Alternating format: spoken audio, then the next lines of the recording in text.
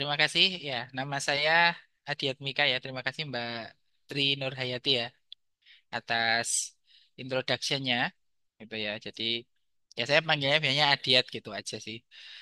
Jadi kalau manggilnya pakai dokter-dokter itu kelihatannya nggak akrab gitu ya. Oke, eh baik.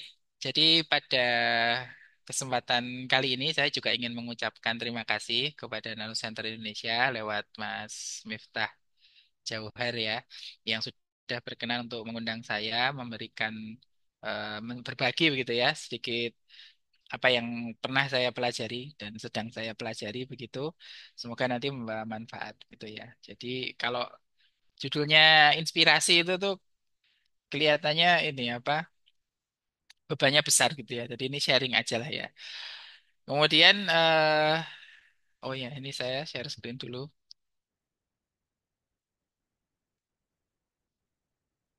Kemudian saya juga saat ini seperti yang sudah disampaikan tadi adalah dosen di Fakultas Farmasi Universitas Gajah Mada.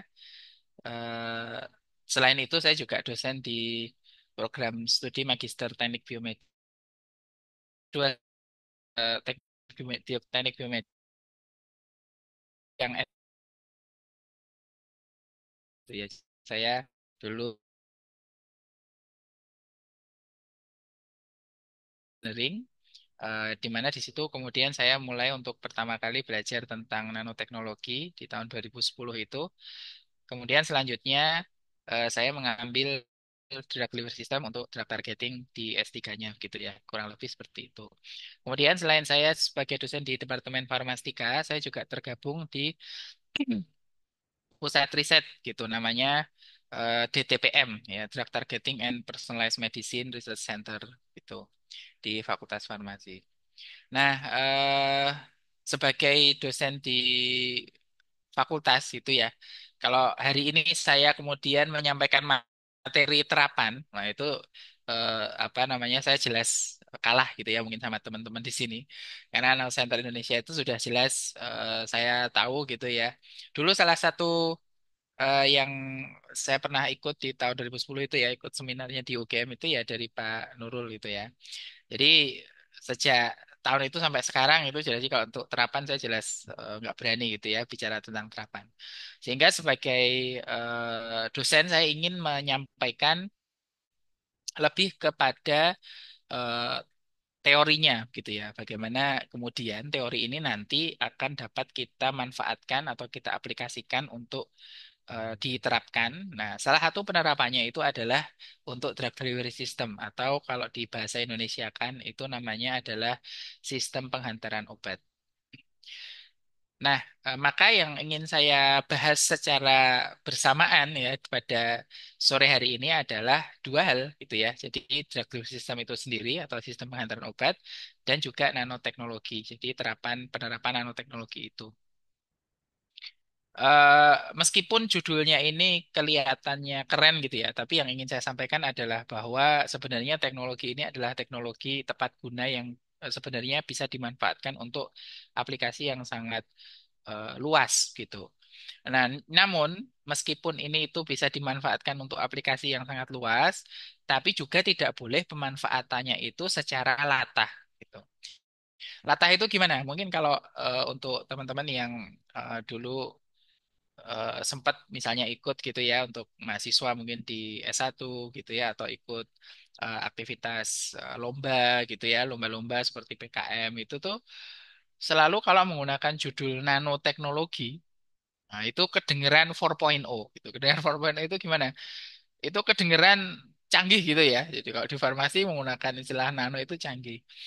Sehingga itu nanti kemungkinannya untuk lolos atau menang itu menjadi tinggi begitu sah-sah saja itu bagus gitu ya karena toh memang nano ini memang suatu teknologi yang saya kira penggunaannya itu sangat membantu sekali. Hanya saja seringkali ketika saya tanya gitu ya, kenapa kok ini dibikin nano? Itu tidak ada jawabannya gitu atau jawabannya keliru.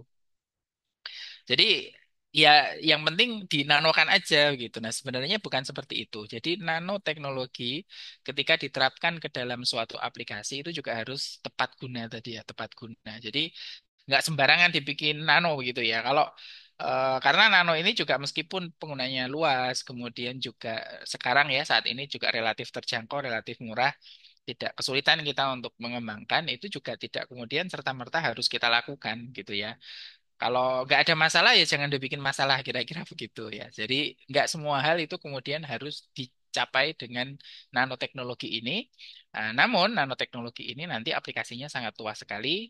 Kalau yang dalam hal ini pada sore hari ini akan saya sampaikan untuk penerapannya di sistem penghantaran obat. Nah, jadi poin atau titik tangkap yang ingin saya sampaikan adalah bagaimana kemudian kita secara tepat itu menggunakan teknologi nano ini.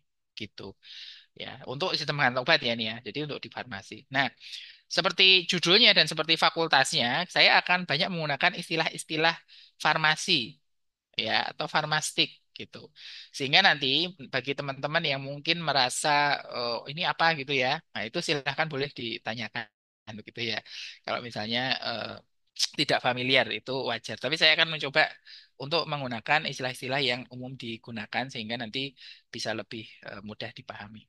Nah, sebelum masuk ke sana kan ya, jadi misinya udah saya sampaikan dulu ya. Misinya ini adalah untuk tadi membantu memberikan jawaban latar belakang gitu ya. Ketika kita ditanya, kenapa sih harus nano gitu. Karena kalau tidak itu ya berarti kita nanti kan ngasal jawabnya gitu ya. Pokoknya ini pengennya nih nano aja nanti alasannya carikan gitu ya. Nah, bukan seperti itu. Jadi memang ada hal-hal yang kemudian bisa ya atau kita selesaikan itu dengan menggunakan nanoteknologi khususnya untuk sistem penghantaran obat. Nah, saya akan masuk ke dunia saya dulu yaitu dunia farmasi. Saya ingin menjelaskan dulu ya bagaimana kemudian obat itu dikembangkan.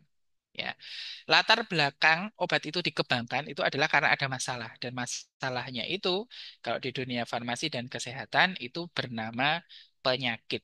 Ya.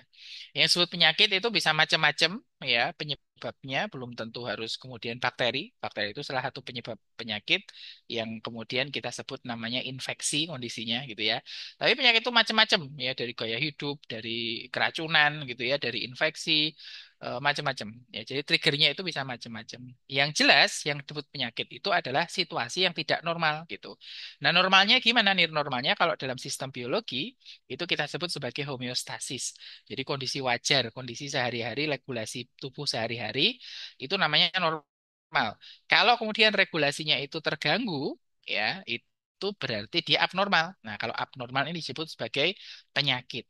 Nah, penyakit itu kondisi yang abnormal, namun bisa terasa bisa tidak. Nah, terasa atau tidaknya itu nanti tergantung sama simptom ya, istilahnya simptom. Jadi kalau menimbulkan demam, menimbulkan sakit kepala itu berarti dia itu namanya simptom gitu. Cuman belum tentu kalau nggak ada simptom itu berarti nggak ada penyakitnya. Nah, penyakit ini kemudian kalau muncul ya, misalnya suatu penyakit yang baru, maka ilmuwan yang pertama kali sebelum menemukan obatnya itu pasti adalah menemukan mekanisme dulu. Bagaimana kemudian suatu penyakit itu bisa terjadi, gitu ya. Ini kita sebut sebagai patologi. Jadi gimana sih gitu ya kok bisa penyakit ini terjadi? Diabetes itu seperti apa sih gitu ya? Atau hipertensi itu seperti apa sih gitu ya? Atau cancer, kanker itu seperti apa sih? Nah, itu kita mempelajari bagaimana mekanisme suatu penyakit itu. Nah, setelah ketemu mekanismenya, baru kemudian kita bisa mencari obatnya. Ya, karena obat ini bukan tebak-tebak berhadiah gitu ya. Jadi bukan coba-coba gitu ya kita coba yang ini sembuh enggak, yang berikutnya sembuh enggak, tidak seperti itu. Obat ini adalah suatu senyawa yang memang kita desain untuk menyelesaikan suatu masalah yang kita sebut penyakit tadi. Dan menyelesaikan suatu penyakit itu hanya bisa dilakukan secara saintifik kalau kita tahu mekanismenya gitu. Ada metode dari hilir ke hulu kita sebut sebagai bukti empiris ya. Misalnya jamu gitu ya. Seperti itu. Misalnya kita menggunakan madu atau apa, kita terbukti misalnya badannya lebih sehat. Nah, itu namanya bukti empiris. Itu kemudian apa namanya bisa kita teliti dari sana. Tapi kalau kemudian latar belakangnya adalah suatu penyakit ini nggak bisa. Kita harus tahu mekanismenya dulu gitu ya. Lewat intermediate faktor apa gitu ya. Jadi apa namanya enzim apa yang berperan gitu ya. Jadi sitokin apa yang kemudian berperan di sana itu kita harus tahu sehingga nanti kita bisa menemukan obatnya. Nah, obat itu pada prinsipnya adalah chemical entity. Chemical entity itu apa? Ya, senyawa kimia gitu. Struktur kimia, obat itu senyawa kimia. Nah, senyawa kimia ini bisa diperoleh dari berbagai macam sumber ya. Yang pertama, misalnya dia berbentuk ligan, molekul yang kecil ya, disintesis melalui sintesis organik, itu bisa jadi obat. Itu yang sering kita temukan sehari-hari gitu ya. Kemudian ada senyawa-senyawa yang diisolasi dari bahan alam misalnya. Jadi misalnya dari tumbuhan apa gitu ya, terbukti apa, lalu kita kemudian isolasi senyawanya, senyawanya itu punya aktivitas misalnya antioksidan dan lain sebagainya. Ya itu juga bisa. Atau juga bisa dari peptida atau makromolekul ya. Jadi protein itu juga bisa kita gunakan sebagai obat. Begitu. Ya, jadi ini pada prinsipnya adalah chemical entity. Nah, chemical entity ini kita sebut sebagai zat aktif. Ya, jadi zat aktif. Jadi yang kita sebut sebagai parastamol, antasida, ya, apa itu semuanya adalah zat aktif, gitu. Nah, cuman zat aktif ini tidak bisa berdiri sendiri. Ya, maka kita perlu membuatnya itu sebagai suatu produk, gitu. Nah, suatu produk farmasinya ini kita sebut sebagai sediaan farmasi. Ya, jadi pharmaceutical preparation ya, yang ada di sebelah kanan ini. Nah, oleh karena itu maka kita harus melihat sediaan obat ya pharmaceutical preparation ini sebagai sebuah produk, sebagai sebuah komoditas gitu ya. Meskipun komoditasnya ini sensitif gitu ya. Komoditas sensitif itu maksudnya komoditas yang nanti sangat di apa pengaruhi oleh faktor etis gitu ya. Jadi misalnya ya ada penyakit nggak bisa diobati gitu kan. Belum ada obatnya gitu. Jadi kalau orang kena penyakit itu nggak bisa diobati, yang kedua kemungkinan meninggalnya tinggi gitu. Terus kemudian nanti saya punya obatnya gitu ya, nemuin gitu. Nah ini nggak bisa sembarangan saya anggap sebagai komoditas karena kan Pak, satu pasti yang nyari banyak, harganya mahal kan gitu. Kemudian saya pastikan setinggi-tingginya sampai kemudian orang yang nggak mampu beli ya jadi nggak bisa beli gitu ya, itu nggak bisa seperti itu. Nah sehingga itu adalah memang, tapi tetap ini sebuah komoditas. Artinya apa? Komoditas itu perlu development, perlu pengembangan, perlu dana. Perlu effort, perlu tenaga, ya. Yang tenaga ini kemudian harus dihargai dalam bentuk keuntungan kan gitu ya. Jadi jual obat ya mesti tetap cari untung, tapi kemudian ada batasan-batasan regulasinya begitu. Nah, kenapa ini saya sampaikan? Karena kita lagi membahas yang namanya nanoteknologi gitu. Kita ingin menginstal suatu teknologi ke dalam suatu produk. Ya, sehingga apa? Sehingga nanti yang bisa kita lakukan untuk aplikasi nanoteknologi ini kita nggak bisa sembarangan juga. Kita bikin yang ideal banget menggunakan nanoteknologi dengan material-material terbaik gitu ya. Dengan teknologi-teknologi mutakhir, ternyata setelah jadi harganya mahal banget gitu. Habis jadi nggak ada yang bisa beli, itu nggak bisa. Karena apa? Karena yang ingin saya sampaikan ini. Jadi untuk drug product itu kita sebutnya pharmaceutical. Itu prosesnya ya seutuh ini gitu. Jadi mulai dari ketika awal kita melakukan penelitian, ya kita melakukan namanya proof of concept, ya pembuktian, kemudian optimalisasi, optimisasi, ya itu ya setelah ketemu yang optimal kita ingin melakukan scale up ya. Kemudian scale up ya proses produksinya tadi divalidasi. Kalau sudah valid kita bisa masuk ke tahap produksi. Produksi kita harus pastikan kualitasnya ya, quality by design itu artinya nanti apa yang kita harapkan itu harus kita desain dari awal. Kemudian masuk ke tahap-tahap distribusi, implementasi, penerimaan dan kepatuhan ya. Jadi kalau kita bikin teknologi yang bagus, ya obatnya pokoknya keren gitu ya, tapi ternyata orangnya ini kemudian nggak bisa beli, nah, kan nggak solve masalah gitu. Sehingga farmasi ini cakupannya cukup kompleks gitu ya, mulai dari yang sosial sampai yang kemudian natural science. Jadi kita melakukan penelitian awal, ya kita boleh gitu ya menggunakan berbagai macam cara, hal gitu ya, material boleh, tapi kita harus pikirkan bahwa ujung atau hilir dari penelitian ini adalah suatu produk. Karena kalau tidak ya berarti bukan pengembangan produk farmasi kan begitu ya. Seperti itu. Ya, ini harus dipikirkan gitu. Semuanya ya mulai dari ketika nanti dipakai itu mudah gitu ya, distribusi stabil, jangan sampai di pabrik masih bagus, nanti sampai di apotek atau sampai di pasien di rumah sakit sudah jelek gitu ya. Itu nggak bisa. Sehingga semua ini harus diperhatikan dalam pengembangannya gitu. Sehingga nanoteknologi itu memang kemudian variasinya cukup luas ya untuk berbagai macam penggunaan juga bisa. Tapi artinya nanti pertimbangan-pertimbangan kita juga harus mulai memikirkan sampai jauh juga gitu ya. Jadi nanoteknologi apa yang kemudian memang cocok bisa kita terapkan itu adalah nanoteknologi yang nanti ketika dikembangkan sebagai suatu produk obat itu memang dia masih visible gitu ya, masih masih intinya bisa sampai untuk solve problem lah gitulah kira-kira seperti itu. Problemnya apa tadi? Ya penyakit tadi ya untuk menyelesaikan masalah. Nah, oleh karena itu sebagai suatu bagian dari fitur suatu produk farmasi itu adalah sistem penghantaran gitu. Sistem penghantaran itu apa? Sistem penghantaran itu adalah ketika kita punya misi ya, misi untuk menghantarkan chemical entity tadi. Chemical entity itu zat aktif tadi ya. Jadi kita punya paket nih ya, zat aktif udah di kita gitu ya. Sekarang kita tugasnya adalah untuk naruh zat aktif itu di tempat yang semestinya. Tempat semestinya itu apa? Tempat semestinya itu sangat tergantung dari mekanismenya tadi. Gitu ya.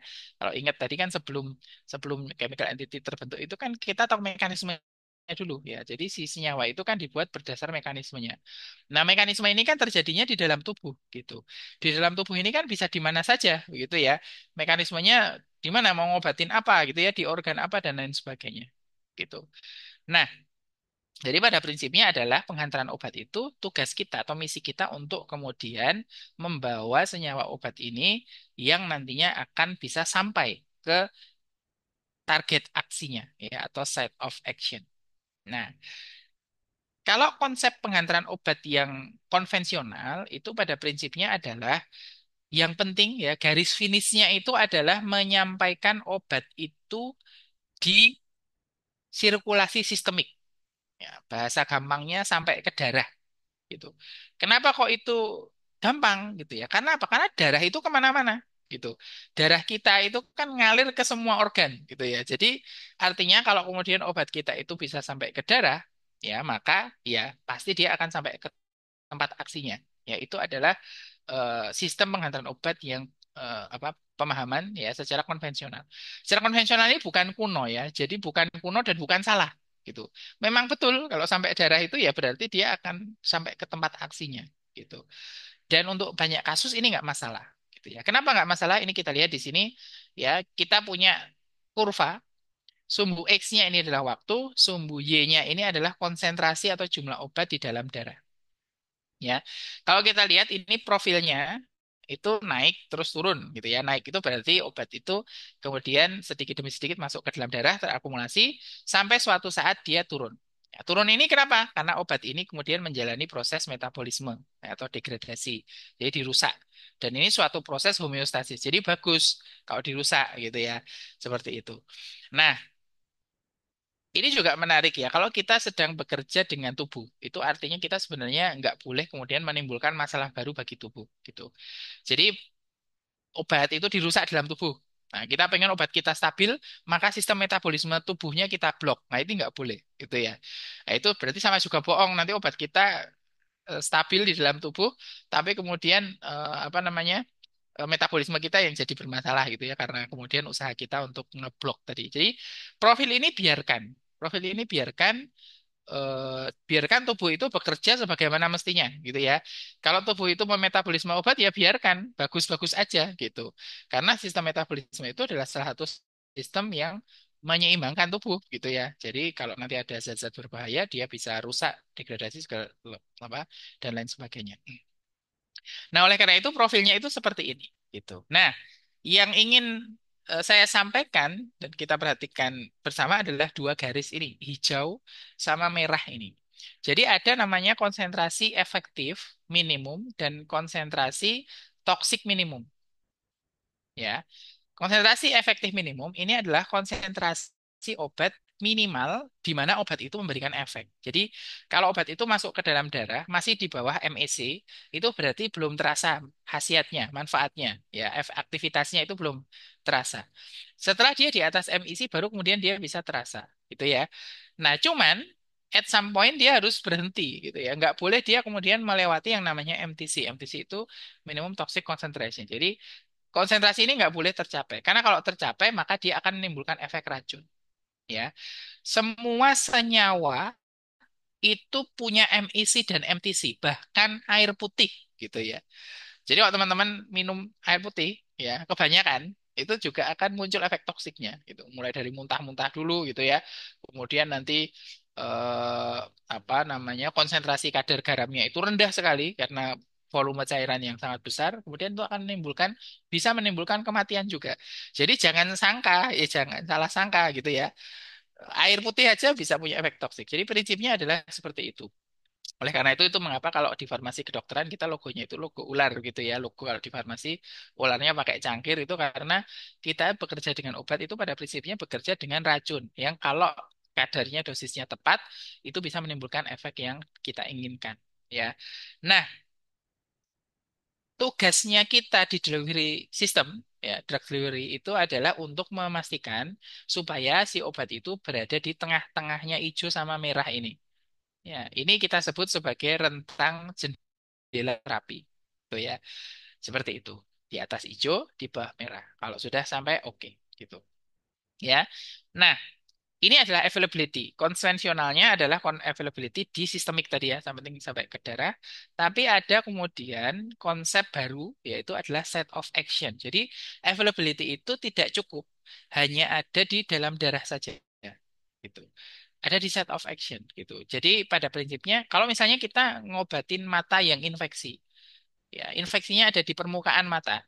Kita tetes mata kan itu nggak sampai ke darah gitu ya. Jadi availability-nya itu adalah di site of action, di rongga mata, di rongga hidung kalau ada ya, di kemudian di telinga kalau itu tetes telinga, kemudian topikal kalau itu di kulit. Nanti akan saya sampaikan ya.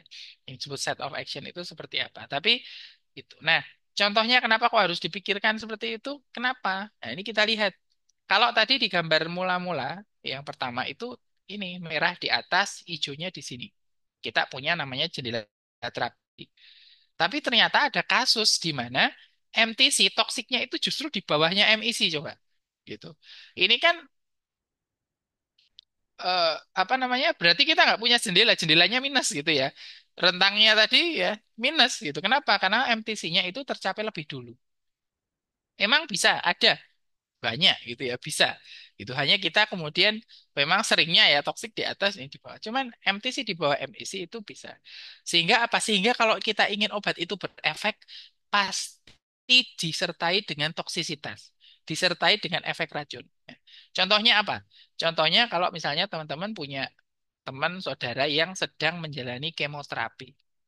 Kemoterapi itu adalah pengobatan untuk mengobati kanker ya tapi biasanya pasien itu ya bisa sakit ketika kemoterapi itu ada dua kemungkinan ya. Kemungkinannya karena memang kankernya atau kemungkinannya adalah karena efek dari kemoterapi itu. Rambutnya rontok gitu ya, kulitnya mulai berkerut, muntah-muntah dan lain sebagainya. Itu kan MTC ya, toksisitas yang ketika kita aplikasikan kemoterapi itu nggak bisa dihindari gitu. Nah, sehingga ini MTC ini bisa di bawah MEC. Loh, tapi gimana? Terus kalau MEC di atas MTC ini gimana sih apa penjelasannya? Nah, penjelasannya adalah bahwa minimum effective concentration ini adalah konsentrasi efektif di tempat aksinya. Sedangkan yang toksisitas itu adalah konsentrasi toksik dimanapun. Ya. Misalnya kita minum obat, obatnya masuk ke dalam darah, darahnya kemana-mana. Ya, kita dapat MEC itu adalah konsentrasi obatnya di tempat yang mau kita obati. Jadi kalau kita misalnya minum obat untuk mengobati radang inflamasi di suatu tempat misalnya di organ liver gitu ya misalnya atau di organ mana lah ya kita kita kena luka gitu misalnya. Berarti yang kita obati sebenarnya adalah di otot, di kulit gitu. Kita minum obat untuk mengobati itu misalnya. Maka konsentrasi efektif minimum itu adalah konsentrasi obat di tempat terjadinya radang tadi. Tapi konsentrasi toksik minimum itu bisa tercapai di mana saja gitu. Dia obatnya itu kan kemana-mana gitu. Kalau dia kemudian toksiknya di organ selain yang tempat radang tadi ya tetap disebut MTC gitu. Ya, seperti itu. Jadi toksisitas itu berlakunya adalah di semua tempat yang dilalui oleh si obat. Kalau MEC itu berlakunya hanya di tempat terjadinya penyakit. Jadi set of action. Ya. Kenapa kok ini harus saya sampaikan? Karena ini itu salah satu solusinya adalah dengan menggunakan nanoteknologi gitu. Karena kalau kita menggunakan yang konvensional, nggak bisa kita hindari gitu. Ya, kan, masuk ke dalam darah kita terus mau ngapain gitu ya. Obatnya kamu cuman ke sana aja, jangan kemana-mana gitu kan nggak kan sulit gitu ya kalau di konvensional nggak bisa habis kita minum terus gimana caranya nyopirin gitu ya nggak bisa gitu. Salah satu apa solusinya itu adalah dengan menggunakan nanoteknologi. Seperti itu ya. Itu masalah yang pertama. Masalah yang kedua. Masalah yang kedua adalah ini tubuh kita. Tubuh kita itu sekitar 60% sampai 70% itu terdiri dari yang namanya H2O atau air. Jadi pelarut-pelarut yang ada di dalam tubuh kita itu basisnya air. Ya, basisnya air. Jadi nggak ada basisnya etanol, basisnya heksan, basisnya DMSO itu nggak ada. Semua di dalam tubuh kita itu basisnya air. Gitu. Tubuh kita ini mengandung banyak air, tapi kita nggak basah. Kenapa? Karena wadahnya kita, ya wadahnya tubuh kita itu anti air. Nah, anti airnya ini kita sebut sebagai phospholipid bilayer. Jadi dua lapisan yang dia itu berbasis lemak lipid. Nah, sehingga dia anti air. Oke. Nah, yang menarik di sini, bungkusnya anti air, pelarutnya air. Gitu. Ini juga masalah. Kenapa? Karena obat kita itu bekerjanya di dalam tubuh. Untuk bisa bekerja dengan baik, dia harus mengikuti atau harus bagus di dua hal. Yang pertama adalah dia larut dulu bagus. Karena kalau nggak larut itu kan berarti kemudian jadi jelek profilnya gitu. Kan kita bisa ngukur konsentrasi itu kan dia harus larut dulu. Kelarutannya bagus, berarti kelarutan di mana? Kelarutan di air. Kalau dia larut bagus di air, maka dia harus bersifat polar. Nah, cuman supaya dia bisa masuk ke dalam tubuh, masuk ke dalam sel, masuk ke dalam jaringan, dia kan harus menembus membran. Membran kita bahannya lipid. Ya. Sekarang bayangin kita harus larut di air yang mana itu polar, dan kita harus menembus membran sifatnya lipid yang mana itu non polar atau lipofil. Gitu. Jadi nembus sesuatu yang lipofil, nembus lipid yang berarti harus lipofil, dan larut di air yang berarti harus hidrofil. Nah, itu kan pusing. Nah, itu kita sebut sebagai dilema biofarmastik. Jadi apa namanya? Mau pilih mana nih gitu ya. Kalau larutnya bagus biasanya kemudian nembus membrannya jelek. Kalau mau nembus membrannya bagus larutnya jelek. Ini yang kita temui. Ini ada klasifikasi ya untuk menilai obat itu sifatnya seperti apa. Nah, dua sama tiga ini logis ya karena kalau kemudian permeabilitas itu kemampuan menembus membran gitu ya. Kalau kemampuan menembus membrannya bagus kan berarti dia lipofil. Kalau dia lipofil kan larutnya susah di air, berarti solubility-nya rendah. Atau sebaliknya gitu ya. Larutnya mudah, dia polar ya, hidrofil, tapi nembus membrannya jadi susah gitu. Nah, yang satu sama empat ini gimana kok bisa larutnya di air bagus, nembus membrannya juga bagus. Nah, ini kata kuncinya adalah di ukuran molekul. Ya, jadi molekul itu kan punya ukuran ya. Kalau dia ukurannya itu kecil, maka dua-duanya bisa bagus. Saking kecilnya, larut di air gampang, dan saking kecilnya dia nembus membran juga gampang. Gitu ya. Kalau besar dan sterik, ya itu jadi kemudian yang di kelas 4 ini. Jadi dua-duanya jelek. Gitu. Nah, cuman lagi molecular size atau ukuran molekul yang bisa disebut enak atau bagus ya untuk obat itu maksimalnya adalah sekitar 500 Dalton ya. Untuk perbandingan untuk bayangin ya, satu atom H itu satu, C itu 12 gitu. Jadi 500 itu sebenarnya nggak terlalu besar gitu. Sementara kita punya obat-obat yang kadang terpaksa molekulnya harus besar. Karena molekul besar ini kadang-kadang wajib untuk aktivitas tertentu seperti antioksidan. Antioksidan itu kan aktivitasnya menangkap radikal bebas. Ya. Menangkap radikal bebas itu kalau molekulnya nggak besar, itu dianya sendiri bisa jadi radikal bebas gitu. Konsep radikal bebas kan apa itu elektron tunggal ya, tidak berpasangan gitu. Kalau dia nangkap sesuatu elektron yang radikal, itu dia bisa jadi radikal juga kalau dia tidak punya struktur yang untuk menstabilkan gitu. Yang kedua, polipeptida atau protein ya yang mana satu asam amino saja satu asam amino itu monomer ya itu 110 Dalton. Nah, Kalau kita punya protein itu berapa ukurannya? Nggak mungkin 500 Dalton. Gitu. Nggak mungkin cuman tersusun dari 5 asam amino kan nggak mungkin gitu ya. Sehingga apa? Sehingga kita ada obat-obat yang memang secara biofarmatik itu sudah jelek dulu gitu. Kalau sudah jelek atau sudah susah di treatment gitu ya. Seperti itu. Itu berarti kan kita harus nyari solusi. Nah, salah satu solusinya adalah nanoteknologi. Gitu ya. Jadi ada beberapa hal yang memang bisa diselesaikan dengan nanoteknologi gitu. Sehingga ini yang penting jawabnya itu benar gitu ya. Kenapa kok pakai nano? Mana yang kita address, mana yang ingin kita selesaikan gitu.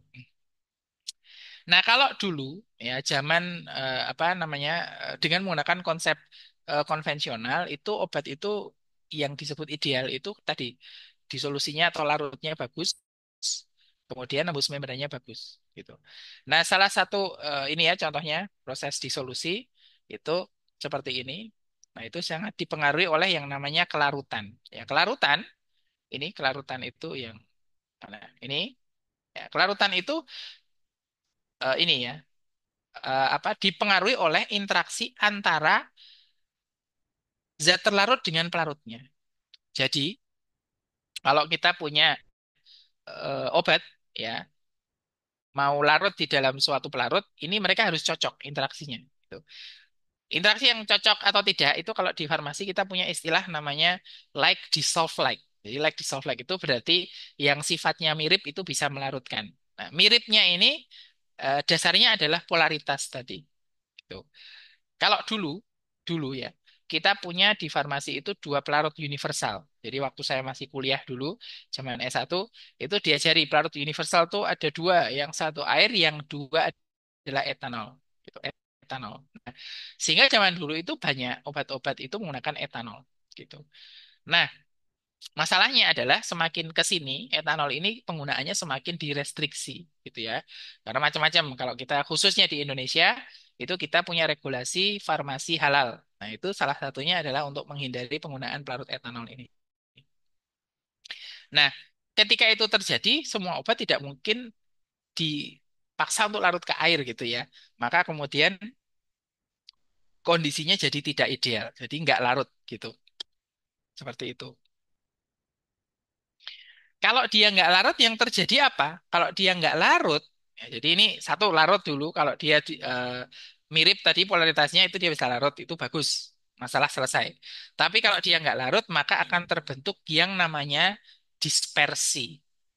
Dispersi itu apa? Dispersi itu ya campuran, sistem campuran, tapi dia nggak melarut kan. Jadi kalau gampangnya ya berarti kalau teman-teman di sini kan basisnya nanoscience ya, jadi pasti saya tahu apa itu. Saya yakin pasti teman-teman tahu apa itu dispersi. Jadi kita masukin pasir ke air. Pasir, materialnya pasir itu tidak bisa berinteraksi dengan H2O, sehingga pasir di situ tidak larut di dalam air. Pasir ini membentuk yang namanya dispersi. Nah, dispersi ini punya salah satu fitur ya, yang namanya tegangan muka. Kenapa tegangan muka itu ada? Karena tegangan muka itu digunakan untuk menstabilkan bentuk dispersinya tadi. Nah, dia terbentuk dispersi itu sebenarnya karena apa sih? Karena dia nggak suka sama pelarutnya kan gitu. Masuk, nggak suka. Maka dia misah. Misahnya itu dalam bentuk dispersi. Gitu. Nah, dispersi ini sifat atau nature aslinya itu nggak saling suka. Kalau teman-teman ngelarutin kok larut itu berarti saling suka. Kalau teman-teman masukin kok jadi dispersi itu berarti nggak saling suka. Nah, kalau nggak saling suka, coba bayangin kita ini nggak suka sama suatu komunitas yang toksik misalnya gitu ya. Kita dipaksa masuk ke komunitas itu. Yang terjadi apa? Kalau kita memang harus nggak boleh keluar, maka kita pasti akan membatasi interaksi. Jadi kalau bisa nggak lihat, nggak lihat. Kalau terpaksa harus lihat, nggak ngomong, gitu ya. Kalau terpaksa harus ngomong, ngomong seperlunya, gitu ya. Pokoknya kayak gitu, nggak mau basa-basi dan lain sebagainya. Pasti membatasi interaksi. Sama, yang dilakukan oleh partikel disperse ini, ketika berada di dalam suatu medium yang dia tidak suka, maka dia akan mengurangi interaksi. Gitu. Mengurangi interaksi ini dilakukan salah satunya adalah dengan membesarkan ya ukuran dispersi gitu. Kenapa kok begitu? Ya, karena salah satu yang menyebabkan dia berinteraksi itu kan luas permukaan. Ya, jadi kontaknya itu dia pengen sekecil mungkin. Kalau kontaknya pengen sekecil mungkin, maka ukurannya jadi sebesar mungkin. Karena semakin dia mengecil, jadi kalau teman-teman punya gula batu sama gula pasir, itu luas permukaan totalnya kan lebih besar gula pasir, ya. Beratnya sama, gula pasir sama gula batu. Itu kan permukaannya luasnya lebih besar gula pasir ya. Itu artinya berarti luas kontaknya si gula pasir ini lebih besar gitu. Buktinya nanti kalau kita masukin ke air dia lebih cepat larut kan gitu. Seperti itu. Ya, sama untuk partikel yang tidak mau larut tadi, ketika dia itu masuk dia nggak suka. W-nya ini menjadi tinggi. Maka yang dia lakukan, semua sistem itu akan melakukan penyesuaian supaya kondisinya itu serendah mungkin energinya. Itu work-nya. Jadi work itu apa? Kerja ya bahasa Indonesianya. Work-nya itu sekecil mungkin gitu. Kalau work-nya sekecil mungkin yang bisa dia lakukan apa? A-nya ini ya, luas permukaannya ini dikecilkan dan ketika luas permukaannya dikecilkan, maka itu artinya ukuran dispersinya dia bikin sebesar mungkin. Dia lebih senang menjadi gula batu, dia lebih senang menjadi bongkahan, dia tidak suka menjadi partikel yang kecil-kecil. Ya, itu adalah usaha dia untuk menurunkan energi atau menurunkan work tadi. Nah, ini kalau kita bekerja dengan nanoteknologi, musuh kita ya ini gitu. Lah gimana kita mau bikin nano, ukurannya nanometer ya. Itu kalau di total luas permukaannya itu besar sekali. Gitu. Nah, itu kalau dia bisa larut, larut sekalian. Tapi kan dia nggak bisa larut itu artinya kan memang dia tidak larut gitu ya. Terus kita paksa jadi ukuran partikelnya kecil lebih gimana gitu kan. Dia kan sebel gitu. Maka ini musuh kita. Nah, tapi kita harus melakukan kompensasi. Karena kalau tidak, pasti dia kita bikin nano ya, nano dispersi, kecil, dia akan membesar sendiri gitu. Akan membentuk globul yang lebih besar. Nah, tapi kita lihat di sini ada satu parameter lain selain luas permukaan gitu ya, yang itu adalah tegangan muka.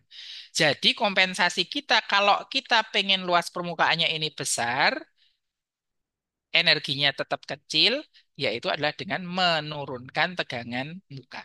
Ya, itu adalah kata kuncinya gitu. Menurunkan tegangan muka itu bisa kita lakukan dengan berbagai macam hal ya. Nanti kalau pengen tahu itu ke farmasi nanti ikut kuliah gitu ya. Tapi prinsipnya seperti itu. Nah, kemudian yang kedua untuk apa menstabilkan sistem nano tadi ya supaya dia itu tidak membesar ya selain menurunkan tegangan muka atau kita juga bisa menggunakan yang kedua itu adalah charge ya, atau muatan. Muatan itu kan artinya kalau dia nol, itu artinya dia tidak bermuatan. Ya, nah, maka partikel-partikel ini kemudian bisa saling mendekat dan berkonjugasi menjadi partikel yang lebih besar. Atau kalau kita sebut secara mekanisme itu terjadi Oswald ripening. Jadi partikel yang kecil-kecil bergabung-gabung jadi partikel yang lebih besar. Itu namanya Oswald ripening. Ini bisa kita hambat salah satunya adalah dengan menggunakan muatan. Jadi kalau dia bermuatan entah itu positif atau negatif kan sesama ya jadinya tolak menolak gitu ya ketemu mau terkonjugasi dia jadi pergi lagi gitu.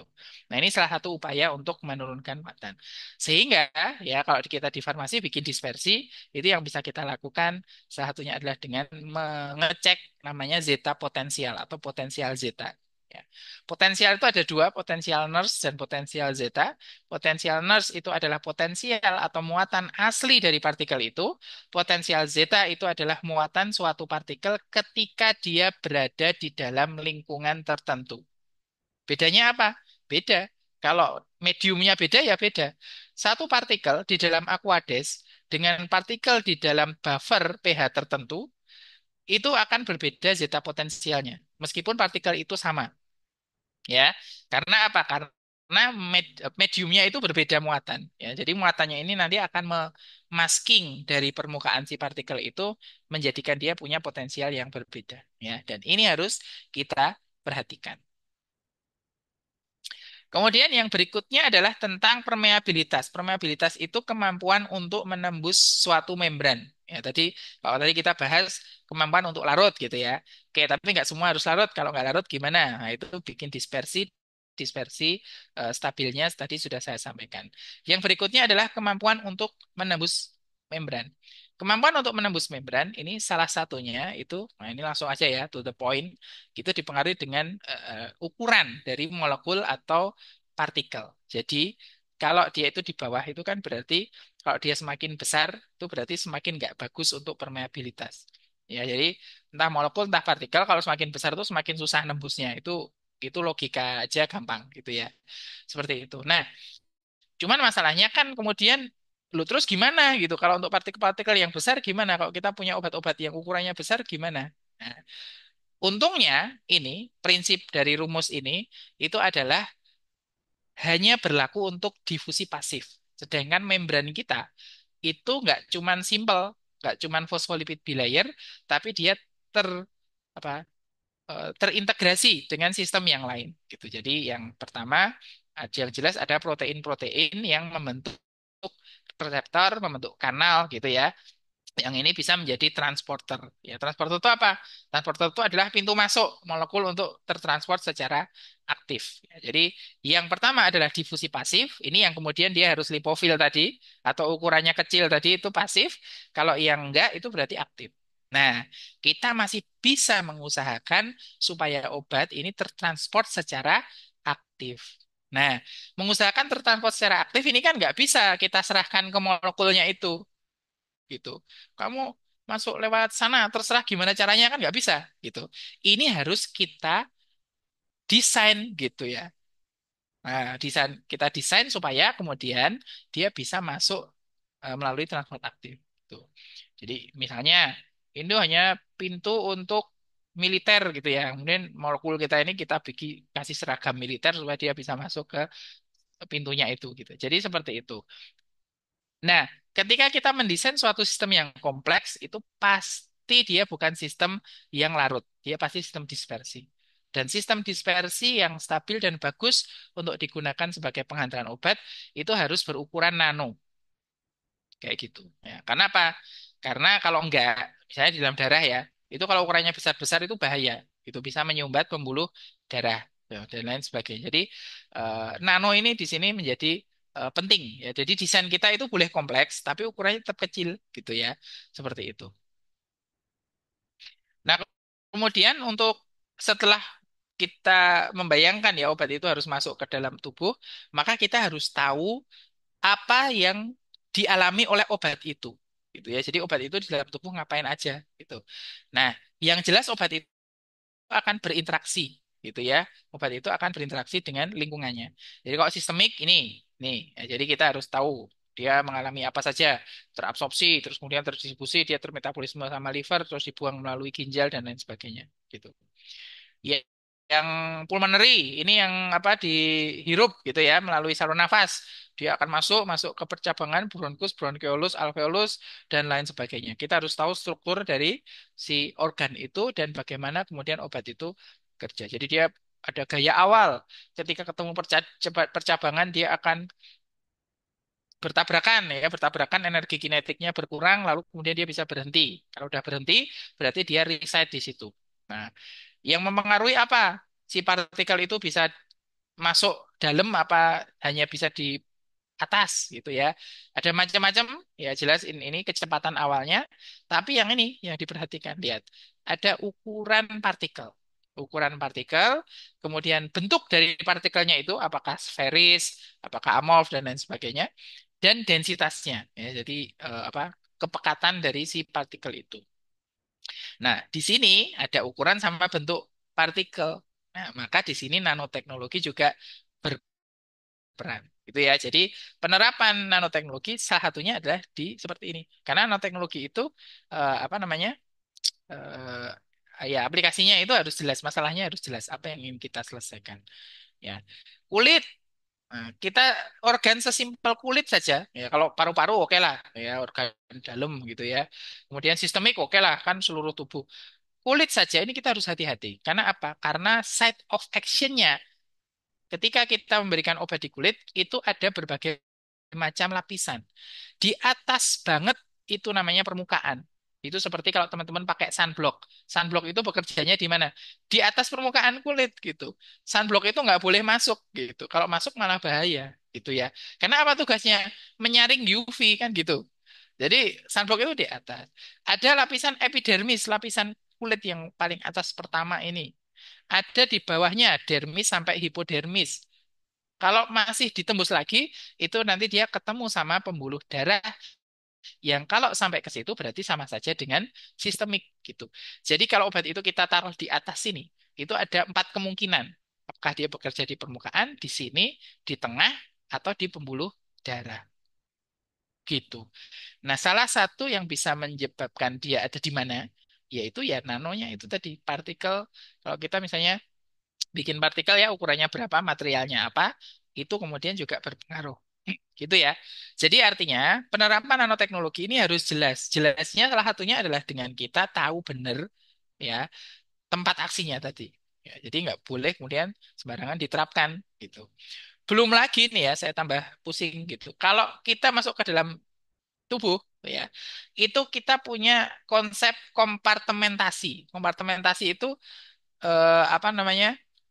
Space yang ada di dalam tubuh. Dalam tubuh kita itu ada darah sama ada yang namanya organ. Ya, organ itu seperti kamar-kamar gitu. Nah, sekarang kalau misalnya teman-teman punya rumah, masuk ke rumah itu yang dilihat pertama kali adalah ruang tamu. Ruang tamu dengan jalan masuk itu tidak terpisah dengan tembok. Karena ruang tamu biasanya kan ya di depan gitu kan. Artinya di situ adalah satu kompartemen. Meskipun di situ ada jalan dan ada ruang tamu.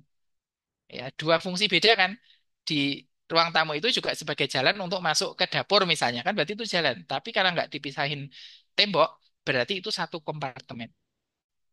Beda dengan kamarnya teman-teman yang ada pintunya bisa dikunci. Berarti itu dua kompartemen karena dipisahkan dengan tembok. Sama juga dengan organ kita. Organ kita itu ada yang dilalui darah, tapi dianggap satu kompartemen. Jadi kayak nggak ada batas. Ini adalah contohnya organ-organ yang fungsinya tempat pertukaran. Jadi misalnya organ paru-paru kita dengan darah, itu pasti satu kompartemen. Kenapa? Karena di situ tempat pertukaran apa? Oksigen dan karbon dioksida. Kalau itu dua kompartemen kan repot gitu ya. Kita nafas sekarang merasakan leganya itu 5 menit lagi kan gitu. Wah ini kan nggak enak gitu ya. Terus kemudian liver, liver itu kan organ metabolisme. Itu apa namanya pasti satu kompartemen karena dia tempat terjadinya metabolisme gitu. Kalau yang dua kompartemen contohnya apa? Otak. Otak kita ini organ yang sangat terlindungi sekali. Jadi meskipun dia dilalui darah, dia ada temboknya, namanya blood-brain barrier.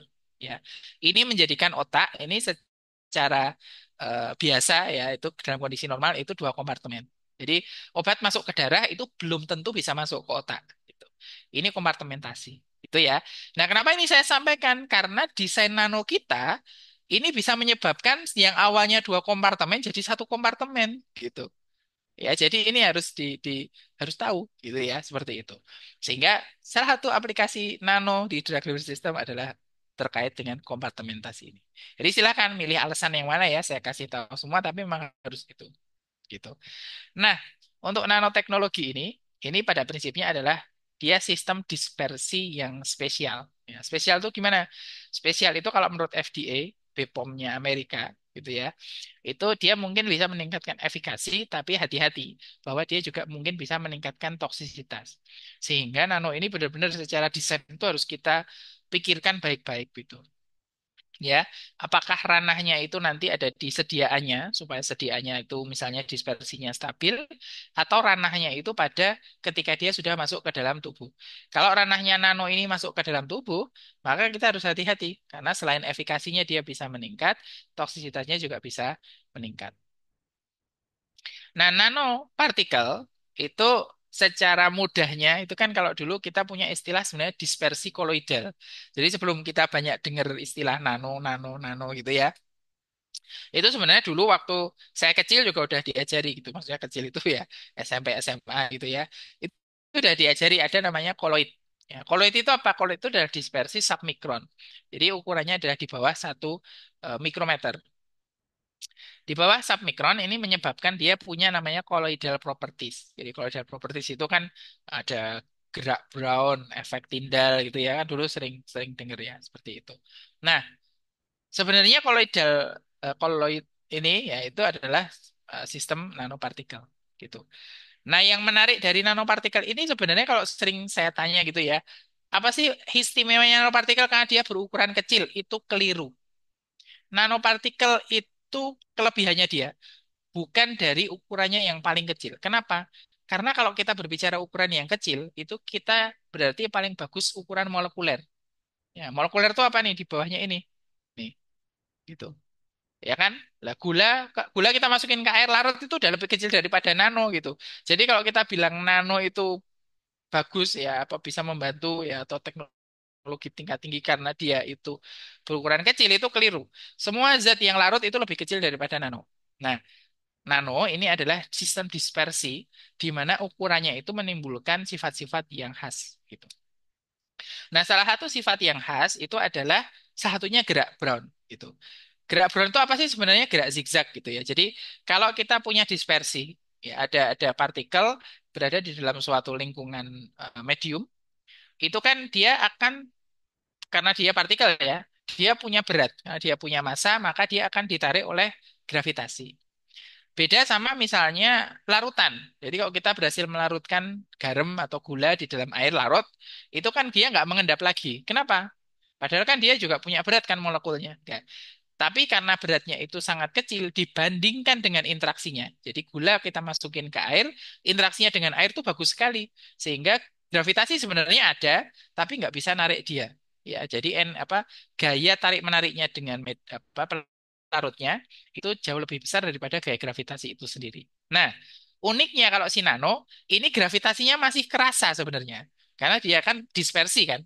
Dia masih ketarik gravitasi, tapi karena ukurannya yang kecil, ya, ini kan artinya berarti tegangan mukanya rendah tadi ya. Interaksinya dengan medium sekitar itu cukup besar. Gravitasi kerasa, interaksinya kerasa. Oleh karena itu dia kemudian jadi bergerak zigzag ya atau yang kita sebut sebagai gerak Brown. Gerak Brown ini kalau kemudian di dalam sistem dispersi yang kita gunakan untuk produk obat itu menyenangkan atau menguntungkan. Kenapa? Karena ini bisa menyebabkan dia menjadi lebih stabil. Stabilnya apa? Dia nggak cepat mengendap gitu. Ya, jadi seperti itu. Kemudian cara produksinya, produksinya ini karena dia berada di tengah-tengah tadi ya, bukan yang paling kecil, maka dia bisa didekati dari dua arah. Dari yang besar kita kecilkan dengan menggunakan milling, mixing, shaking, high shear mixing, ya dengan misalnya homogenizer ultraturaks kayak gitu, itu kita bisa ya atau dengan menggunakan droplet spraying ya, itu juga bisa. Atau dari yang kecil ini kita besarkan. Loh, pertanyaannya kenapa kok udah bagus kecil berukuran molekul kok kita besarkan? Nah, jawabannya adalah karena kita ingin nambah fitur. Kalau kita bicara hanya ukuran saja, maka kita manusia sebagai individu, ini adalah ukuran unit terkecil. Jadi tangan kaki itu kan unit fungsi. Tapi kita ini ya paling kecil adalah kita manusia sendirian gitu ya, nggak ada apa-apanya. Itu kita paling kecil. Sehingga penetrasi kita harusnya paling mudah. Kita mau masuk kamar yang kecil, asal ada pintunya kecil, kita nerobos jendela bisa. Tapi kita nggak punya fitur-fitur yang mungkin kita butuhkan. Sekarang kita sebagai manusia disuruh ke Jakarta. Bisa nggak? Bisa. Itu ya. Cuman satu jalan lama yang tapi kita mau pakai jalan-jalan sempit bebas bisa gitu. Sehingga apa? Kita perlu fitur. Di situ fitur kecepatan yang energinya bisa lebih terukur yang menggunakan bensin, maka kita perlu kendaraan. Kendaraan ini kalau kita naik motor atau naik mobil, itu sejatinya kan kita lagi memperbesar ukuran, ya kan? Jadi kita memperbesar ukuran, tapi kita punya keunggulan yaitu fitur kita bertambah. Entah lebih cepat gitu ya, entah lebih kuat gitu ya, bisa tahan gitu, nggak capek-capek gitu. Itu kita punya fitur itu. Ya, sama juga dengan obat. Kita memperbesar ukuran partikel obat dengan harapan supaya kita itu punya fitur tambahan. Nah, fitur tambahannya contohnya apa ya tadi? Kita pengen masuk lewat transport aktif tadi misalnya. Gitu. Kalau lewat difusi pasif susah ya gitu ya, nggak bisa ini kita nembus lipidnya. Oke, kita target transport aktifnya. Gimana caranya? Oh, kita taruh gitu ya, kita wadain dengan kita enkapsulasi, kita kasih apa itu namanya antibodi ya dan lain sebagainya sehingga nanti dia bisa masuk secara transport aktif. Kemudian material, material kita juga punya banyak pilihan ya. Secara umum kita bagi jadi tiga ini ada lipid base ya berbasis lemak dan surfaktan, kemudian berbasis polimer, kemudian berbasis logam ya atau anorganik. Nah, aplikasi nanoteknologi ini kemudian bisa mempengaruhi eh, delivery system ya, mulai dari absorpsi. Absorpsi itu bisa meningkat ya. Ini yang saya gambarkan di sini adalah kesimpulan dari studi gitu ya. Jadi kalau teman-teman baca itu banyak penelitian yang mendukung hal ini gitu. Jadi absorpsinya dia meningkat gitu ya. Kalau untuk di paru-paru dia penetrasinya meningkat, kemudian di kulit juga demikian gitu ya. Jadi eh, ini. Kemudian pada saat distribusi, tadi ingat ya ada kompartementasi. Nah, kompartementasi ini adalah ini. Jadi biasanya kita menggunakan namanya PKPD design. Tapi ketika dia mengalami distribusi, ini harus kita perhatikan ya, bahwa di dalam darah kita itu nggak cuman air, nggak cuman buffer, tapi di situ ada protein-protein ya, paling besarnya albumin ya, paling banyak gitu. Setidaknya albumin atau protein yang lain itu pasti nempel-nempel di partikel kita. Kalau partikel kita ada di dalam darah, ini membentuk yang namanya protein corona. Nah, kalau partikel kita itu membentuk protein corona, ini partikel kita itu pasti sudah berubah sifat. Nah, berubah sifatnya ini nanti kemudian bisa mempengaruhi profil distribusinya. Ya, ini yang harus kita juga perhatikan. Sehingga kalau kita mulai mendesain nanopartikel, tujuannya adalah untuk di dalam darah, maka kemudian kita harus melakukan studi pembentukan protein corona ini. Metabolisme juga sama, protein corona ini menyebabkan dia tidak dikenali oleh sistem metabolisme karena kan dibungkus oleh protein kita sendiri gitu ya.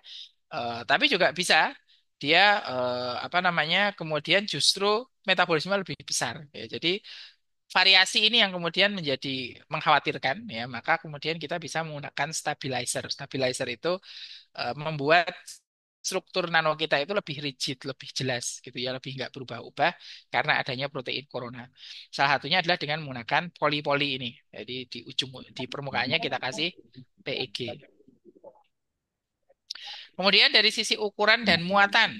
Nah, ini ukuran dan muatan ini juga ternyata dia berpengaruh pada eliminasi. Ada yang dieliminasi di metabolisme dulu di liver, ada eliminasinya langsung bisa dibuang melalui ginjal gitu ya. Jadi baik ukuran maupun muatan. Nah, yang terakhir ini adalah jenis-jenis nanopartikel yang bisa kita gunakan untuk penghantaran obat ya. Nanopartikel ini pada prinsipnya nanopartikel yang engineered. Engineered itu memang kita desain gitu ya. Jadi ini nggak bisa terbentuk secara spontan. Kalau ada yang terbentuk secara spontan itu memang kita sengaja untuk terbentuk secara spontan. Jadi semuanya itu by design gitu ya. Jadi kenapa kok harus by design? Supaya nanti produknya itu tuh konsisten gitu ya. Karena kalau tidak hati-hati kalau kita berbicara nano itu ya. Nano itu kan ukurannya kecil. Itu kalau kita berbicara ini, tangan saya ini dengan tangan kanan dan kiri ini kalau kita lihat identik. Tapi sebenarnya kan enggak ya, selisihnya pasti ada ukurannya. Nah, cuman kalau kita berbicara ukuran nano, itu kalau selisihnya itu nano juga, itu kan bisa dua kalinya, tiga kalinya gitu ya. Jadi semua harus by design supaya partikelnya tadi tidak terlalu bervariasi sifatnya. Karena ini bisa kita lihat ya, profil fagositosis gitu, itu bisa macam-macam. Nah, ini yang berbasis polimer ya pada prinsipnya kita banyak menggunakan polimer yang juga sudah biocompatible ya. Jadi ingat material di nano itu juga penting selain ukurannya. Jadi kadang-kadang ada nano itu tuh beda ukuran tapi nggak terlalu besar perbedaan sifatnya karena materialnya sama. Tapi ada nano ukurannya sama persis misalnya ya, tapi sifatnya sangat berbeda karena materialnya berbeda. Nah, ini harus kita perhatikan. Jadi material itu sangat penting untuk penghantaran obat. Jadi tergantung masalah apa yang ingin kita selesaikan ya. Seperti itu. Jadi deposisinya juga ya hati-hati kalau kita menggunakan material-material yang tidak mudah termetabolisme, pasti dia akan tersimpan di dalam tubuh. Ada yang namanya dendrimer. Dendrimer itu seperti roseta apa ini? Bunga gitu ya. Polimer. Nah, obatnya di mana? Obatnya ada di permukaan sini. gitu. Tapi jeleknya dendrimer ini dia terlalu kationik, jadi muatannya terlalu positif. Lah kan stabil, ya betul, tapi kalau terlalu positif dia akan toksik karena membran kita ini cenderung negatif ya. Kalau dia kita introduce dengan suatu partikel yang terlalu positif itu dia akan iritatif gitu ya. Nah, caranya gimana kalau pengen menggunakan dendrimer? Kita harus menggunakan anionic masking. Jadi kita turunkan ya positivitasnya. Nah, yang terakhir adalah lipid. Ya, basisnya lipid ini paling enak, aman gitu ya, karena kita sendiri material tubuh kita dari fosfolipid. Kalau kita menggunakan lipid itu dia aman. Cuman berarti dia metabolisme cepat gitu. Kalau mau metabolisme nggak cepat, tadi kita kasih misalnya polyethylene glycol. Kemudian ini juga bisa kita desain menjadi targeting. Loh, kenapa kok harus kita desain menjadi targeting? Ini tadi. Jadi kita supaya mau mentarget satu wilayah tertentu gitu ya, supaya dia nggak kemana-mana gitu. Ya, ini contohnya adalah targeting aktif dan pasif. Yang aktif bisa kita tempel-tempelin ini tadi, ya istilahnya bisa GPS atau homing. Jadi kalau kita punya rudal itu kan nyasarnya satu tempat, ya itu kita bisa menggunakan berbagai macam gitu ya.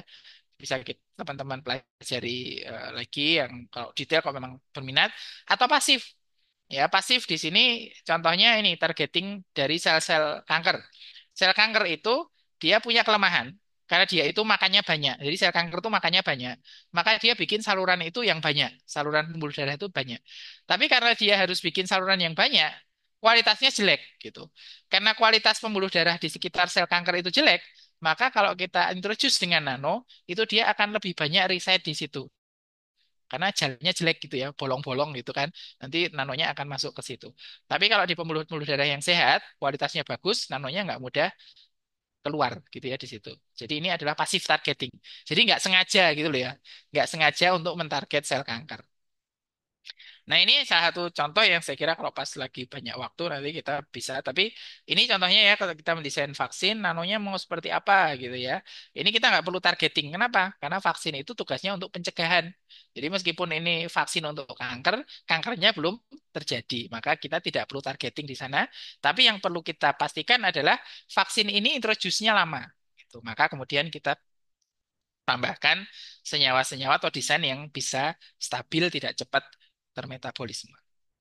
Jadi sebagai kesimpulan, jadi sistem pengenalan obat itu sebenarnya adalah seni untuk memahami sistem biologi yang ingin kita target, gitu ya, supaya delivery mission-nya itu sukses. Sukses itu gimana?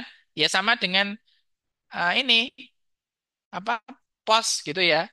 Yang disebut delivery sukses itu gimana? Alamatnya benar, oke, berarti tepat. Waktunya cepat, ya kan? Berarti nggak lama gitu ya. Alamatnya benar, waktunya cepat. Yang ketiga apa? Barangnya nggak rusak gitu ya.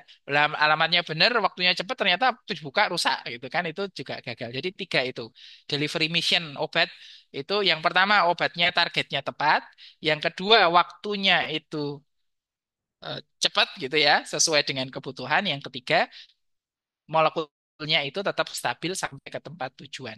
Itu delivery mission.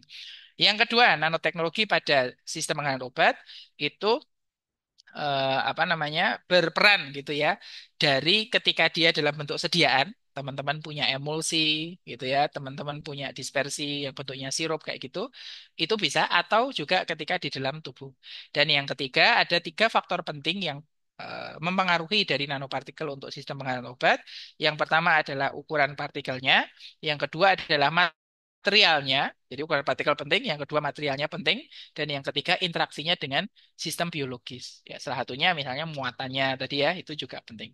Jadi tiga itu ya, ukuran, material, dan interaksi. Itu ya saya kira nanti kita lanjut dengan tanya jawab mungkin sebentar, tapi saya kembalikan dulu ke Mbak Tri. Ya, silahkan Mbak. Ya, baik, terima kasih Pak Diat atas ilmunya yang telah disampaikan kepada kita semua. Mungkin bagi teman-teman yang ada atau terdapat pertanyaan atau masih kurang jelas, boleh disampaikan, ditulis di kolom komentar atau boleh langsung raise hand dan dan menyampaikan pertanyaannya. Mungkin boleh ya dengan format nama, asal instansi, dan juga pertanyaan.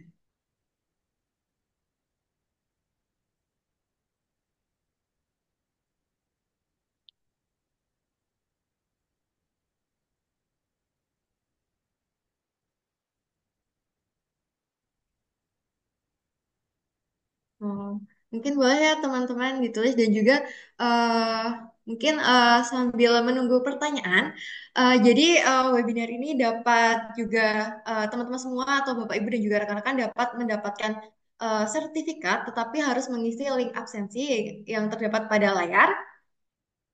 Kemudian juga Nano Center sendiri menyediakan jasa pengujian, analisa, eh, jasa pengujian dan analisa seperti jasa uji kandungan bahan, jasa untuk memperkecil ukuran partikel nano, dan juga jasa untuk mengukur partikel mikro atau nano, jasa pembuatan nanofiber, jasa pengukuran kekerasan material, dan juga dapat juga custom request. Dan juga di sini jasa penanaman dan pengujian itu terdapat eh, jasa penggilingan, penggarusan, penanaman material apapun, baik itu ekstrak herbal, simplisia, dan bahan lainnya, dan juga terdapat layanan profesional lain, yaitu dengan performa alat yang tentunya maksimal. Di sini juga Nano Center juga menyediakan eh, karakterisasi PSA, karakterisasi BET, karakterisasi SEM, dan juga karakterisasi TGA DSC. Mungkin dapat melalui untuk keterangan lebih lanjutnya bisa dihubungi di via WA. Mungkin seperti itu, kembali lagi ke topik, mungkin jika ada pertanyaan bisa ditanyakan atau ditulis di kolom.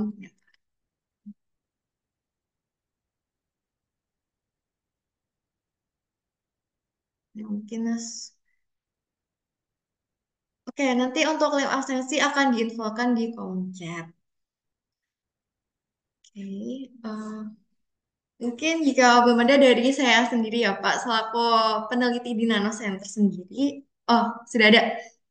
Mungkin ini dulu ya. Eh, Sampai dari Rizkia Hapsari, eh, sampai saat ini, apakah sudah ada obat komersial yang dibuat berbasis nanoteknologi? Apakah ini terpotong ya? Mungkin, Iya, oke. halo Mbak Astri. Ya, Halo Mas, Sehat. sehat-sehat, Alhamdulillah. Alhamdulillah. Menarik pembicaraannya, saya nyimak dari tadi loh. Ya, untung saya nggak tahu tahu tadi grogi tadi.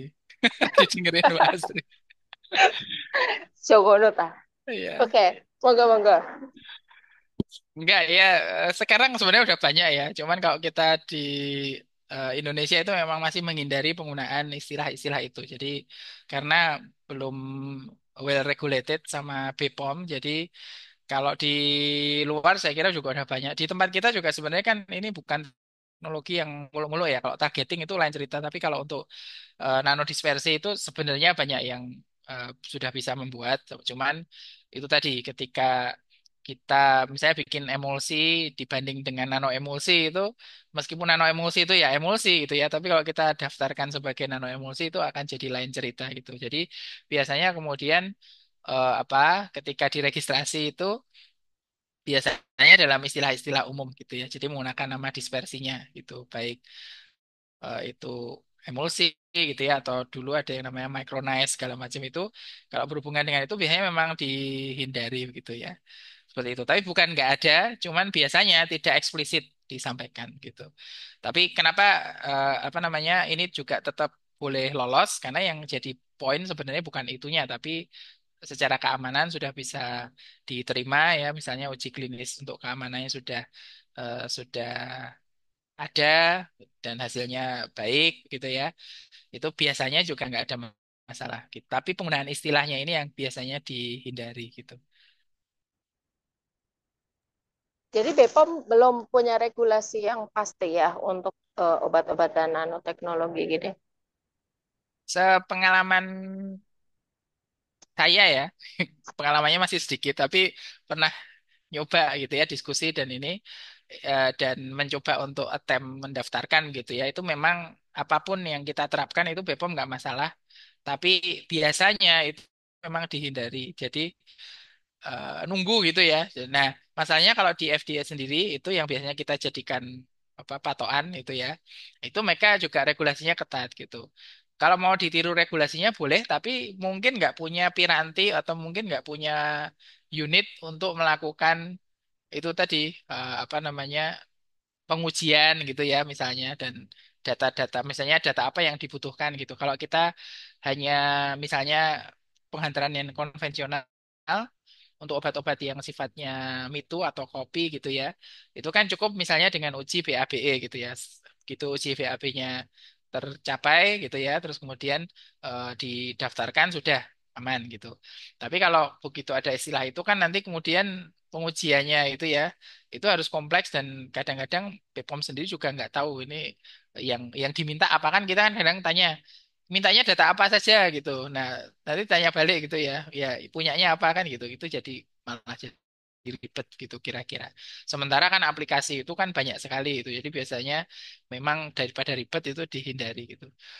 Seperti itu. Mungkin setara kalau untuk alat-alat kesehatan tertentu ya yang kita juga belum banyak misalnya biasanya kita impor kebetulan ada yang dalam negeri kok bisa bikin sendiri itu juga biasanya malah kerepotan gitu ya karena kita belum terbiasa untuk di eh, regulasinya gitu. Jadi ada atau tidaknya itu tadi mungkin saya nggak bisa mungkin langsung jawab oh nggak ada regulasinya pasti pasti mungkin sudah tercover ya cuman itu tadi bahwa setiap regulasi itu kan ada sistemnya ya yang untuk sistem pengecekan gitu ya sistem itu yang mungkin eh, belum firm lah ya gitu kira-kira mungkin seperti itu. Ya, tapi pengalaman saya masih sedikit ya. Jadi mungkin untuk teman-teman yang kerjanya di R&D perusahaan farmasi itu malah mungkin lebih banyak pengalamannya, tapi sepaham saya itu kurang lebih seperti itu. Semoga menjawab. Ya, makasih ya Mas ya. Ya, sama-sama, Mbak.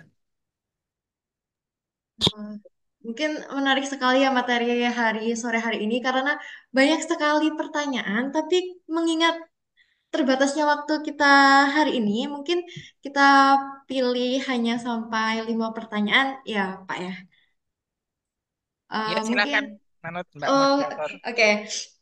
Yang selanjutnya ada pertanyaan dari Putri, Mbak Putri Nano, yaitu bagaimana saran Bapak untuk formulasi nano drug delivery pada aplikasi intravaginal? Mungkin boleh Bapak dijawab.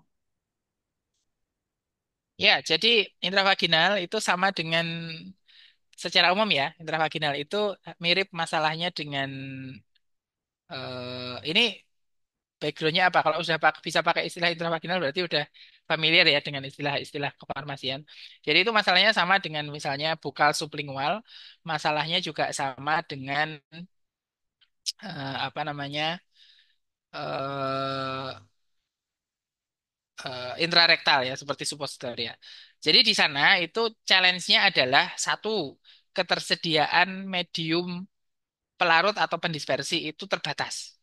Gitu. Jadi ada, cairannya ada gitu ya. Tapi tidak banyak. Beda sama kalau kita minum obat di lambung itu lumayan banyak airnya gitu ya.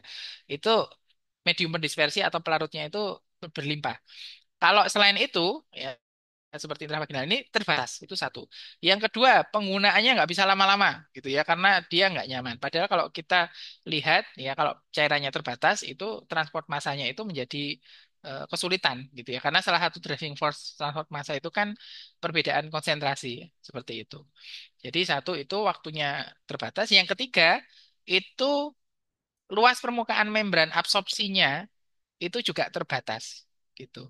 Sehingga dalam hal ini memang apa biasanya lebih pendekatan kita itu lebih ke molekulnya itu memang harus excellent dulu. Gitu ya, excellent itu berarti dia larutnya bagus, ukuran molekulnya kecil dan lain sebagainya. Kalau kemudian itu dia itu makromolekul, misalnya kita mau berikan dalam bentuk partikel yang besar, nah itu memang challenging gitu ya. Jadi memang desain kita kemudian harus yang bisa membuat dia itu terdisolusi secara cepat dulu.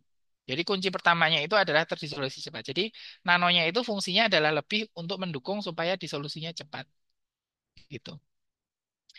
Jadi itu masalahnya kurang lebih. Jadi sarannya ya itu tadi berarti cari material-material nano yang dia itu kelarutan dalam airnya bagus. Jadi dia punya aktivitas kosolvasi ya. Jadi itu kalau tergantung obatnya ya ini case by case. Jadi obatnya kalau susah terresolve itu harus punya material kosolvasi. Kemudian dia juga bisa menjadi enhancer untuk absorpsi gitu. Karena luas permukaan membrannya terbatas. Semoga menjawab Mbak Putri ya. Baik, terima kasih Pak Adiat. Oke, bagaimana Mbak Putri? Apakah sudah terjawab atau masih kurang jelas? Mungkin boleh ditunjukkan responnya ya, Mbak. Oke, sudah cukup jelas ya, Pak. Kita beralih ke pertanyaan selanjutnya, yaitu ada dari, banyak ya, tertimbun. Ada dari Anggreni dari Pollekkes PIM, di mana pertanyaannya adalah, saya sering membaca di jurnal tentang nanoteknologi logam, emas, besi, dan lain-lain yang disintesis dengan ekstrak yang digunakan untuk uji kanker. Apakah logam ini nantinya tidak memberikan dampak pada tubuh, Pak? Mungkin itu pertanyaannya, boleh dijawab, Pak? Ya, baik, terima kasih. Untuk nano yang basis materialnya itu logam, itu syaratnya itu menggunakan logam-logam atau sebenarnya nggak cuma logam ya. Jadi material anorganik itu syaratnya inert. Jadi dia biasanya itu nggak bisa terdegradasi. Karena kalau dia terdegradasi malah bahaya kan, jadi teroksidasi maksudnya ya. Kalau dia ketemu darah, ketemu air, ketemu udara itu kan pasti teroksidasi. Nah ini kita makanya menggunakan material-material yang inert. Bisa menggunakan karbon basisnya. Karbon itu berarti benar-benar karbon ya, bukan hidrokarbon, tapi karbon atau yang menggunakan platinum, emas, perak gitu. Pilihannya itu. Jadi nano gold, ya nano silver gitu ya. Kalau nggak salah Mas Jauhar itu juga punya pengalaman untuk penelitian itu gitu ya. Nah itu inner dulu gitu, inner dulu. Karena apa? Karena dia aman dulu. Yang penting dia aman. Nah, cuman masalahnya adalah ketika dia inert itu clearance-nya itu jadi rendah. Jadi dia nggak mudah dikeluarin dari tubuh. Oleh karena itu pasti ada deposisi ya, dia ketinggalan gitu. Jadi dia ketinggalan di dalam tubuh. Nah, ini kan kalau dia itu sedikit, itu nggak masalah. Cuman yang harus diperhatikan kalau penggunaannya jangka panjang gitu. Jadi untuk pengobatan kanker ini jelas ya kalau kita punya masalah kanker, apalagi kanker yang stadiumnya sudah tinggi itu kan dia apa? Yang perlu dikhawatirkan dari penyakitnya itu terlalu besar sehingga kita bisa menggunakan pengobatan-pengobatan yang bisa membantu targeting ini. Karena kalau stadiumnya tinggi, itu kan berarti dia sudah mengalami metastasis. Kankernya udah di mana-mana gitu ya. Kalau kita menggunakan kemo ya bisa, cuman itu nanti harus banyak dan efek sampingnya terlalu berat, biasanya pasiennya yang nggak kuat gitu. Jadi kalau kita bisa menggunakan pendekatan tertarget, seperti menggunakan nano ini, logam itu tadi, itu dia biasanya lebih bagus gitu. Dan syaratnya juga dia poten obatnya gitu. Poten itu gimana? Poten itu berarti jumlah kecil udah cukup gitu. Sehingga kita jangan bayangin masukin emasnya itu kayak gram gitu ya. Itu mahal kan jadinya nanti enggak emasnya bukan itu. Tapi nanonya itu nanti logamnya itu sedikit kecil sekali gitu. Jadi kalaupun masuk ke dalam tubuh, kalaupun nanti penggunaannya jangka panjang asal nggak lama banget itu juga nggak akan sampai ke toksik. Cuman memang masalahnya itu ya nggak mudah dikeluarkan. Jadi pasti ketinggalan gitu di dalam tubuh. Dampaknya ada kalau dia sudah mencapai jumlah tertentu gitu ya. Kalau di jumlah nano yang biasanya diaplikasikan untuk pengobatan kanker itu masih kecil sekali gitu. Jadi itulah jangan dibayangin itu emas antam gitu ya enggak, bukan kayak gitu. Tapi ini emasnya benar-benar aurum yang apa? Secara partikel dia itu sedikit. Jadi di delivernya dalam tubuh sedikit. Seperti itu. Semoga menjawab.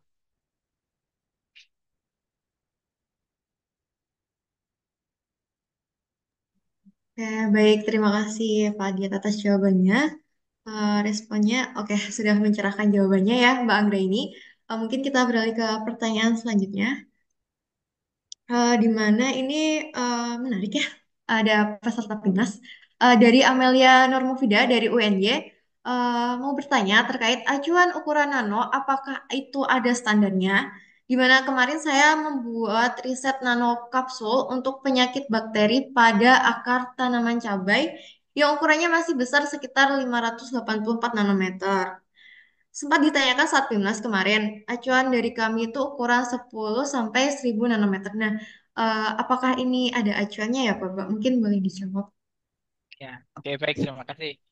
Jadi kemarin di UNER ya, mungkin kita ketemu. Saya di kelas RE6 gitu. Tapi kayaknya saya lihat ya ini presentasinya mungkin sama ya kelasnya.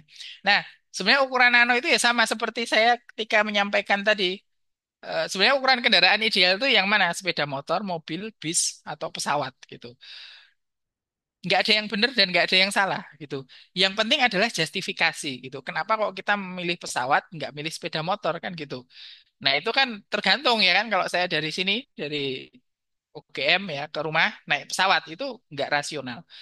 Tapi sama juga kalau saya mau ke apa itu Jepang naik sepeda motor juga nggak rasional. Jadi yang penting adalah sebenarnya bukan standar ukuran berapa sampai berapa. Tapi memang kita sebut nano itu ya harus submikron, itu jelas.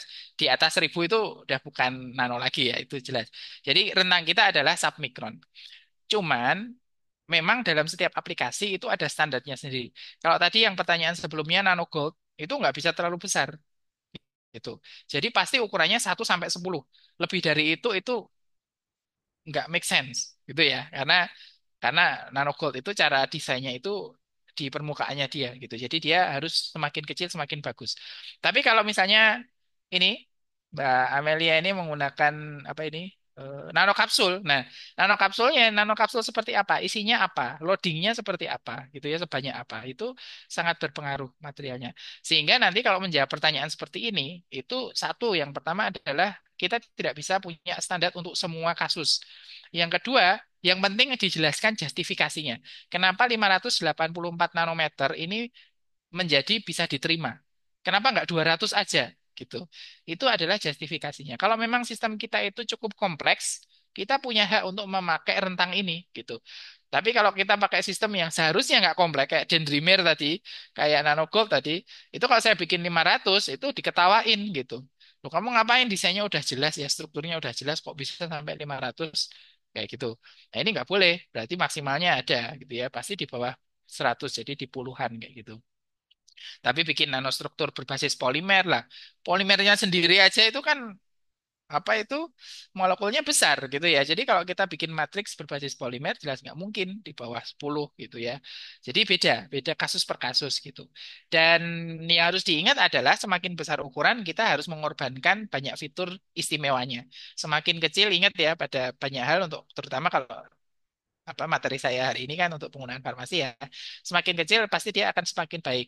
Kalau kita perbesar itu akan mengurangi ya eh, s- eh, parameter biofarmastiknya. Jadi secara kelarutan atau itu juga nggak terlalu bagus, penetrasinya juga akan berkurang.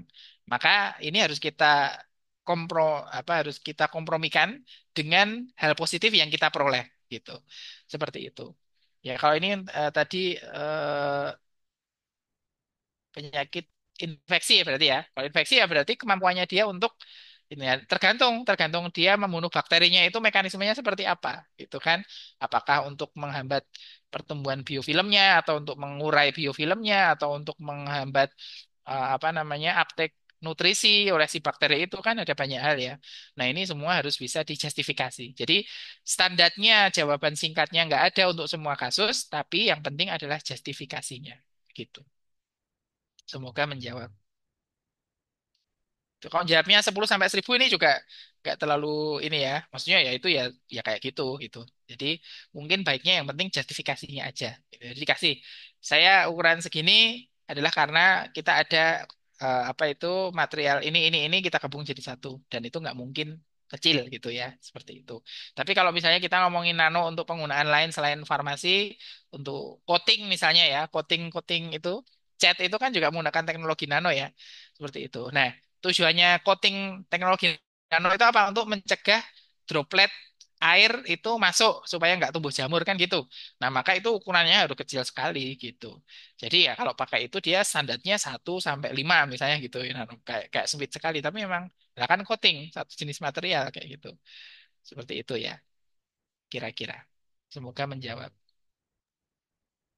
Baik, terima kasih Pak Adiat. Mungkin boleh tanggapannya dari Mbak Amelia.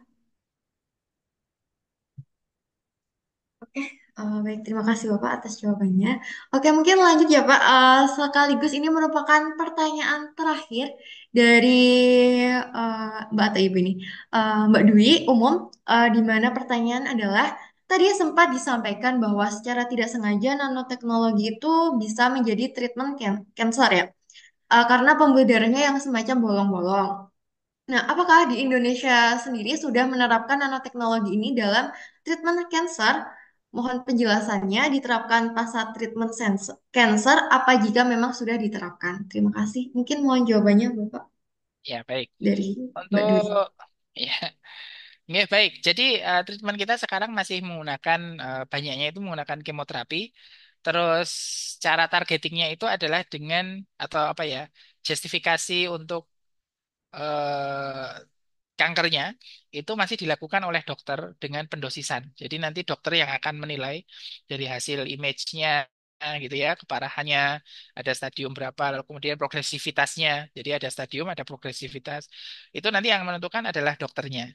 Itu masih yang kita terapkan sekarang gitu. Kenapa? Karena kendalinya ada ya secara jadi gini, pengobatan kanker itu memang susah gitu. Singkatnya begitu. Nah, sekarang justifikasi untuk pengobatan ini masih kita eh, apa serahkan atau rely ke dokternya gitu. Jadi dokter yang akan memberikan justifikasi.